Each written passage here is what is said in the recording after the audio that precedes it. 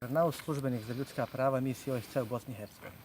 Danas na području izletišta Ilinčica organizujemo jednu ekološku akciju koja se tiče prikupljanja smeća i otpada koji naravno ne pripada ovdje. Ova akcija je dio jedne veće akcije, jednog većeg plana koje misija OSCE kao projekat provodi u Tuzli, a tiče se podizanja ekološke svijesti naših građana o značaju pravilnog odlaganja otpada i naravno o onome koliko treba da se otpad razgradi u prirodi. Ovo je zadnji dio akcije gdje skupljamo smeće i čistimo Ilinčicu kao naše glavno i jedino pravo izletište u gradu Tuzla.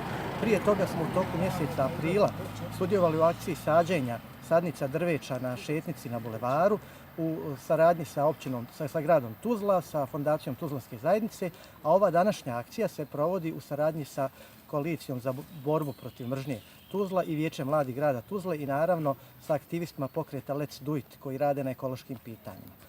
Ovo sve radimo u saradnji sa službama grada Tuzle koji su nam naravno i partneri koji su bili od velike pomoći da ovo napravimo.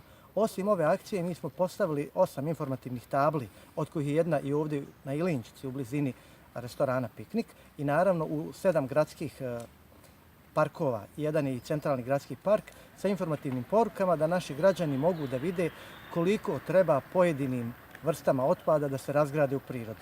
I naravno, ako recimo za staklo treba 4000 godina, za kese nekoliko stotina godina, da znaju kakvu štetu čine prirodi i da podignemo našu ekološku svijest da to više ne radimo. Otpad nije teško na pravilan način odlagati i reciklirati.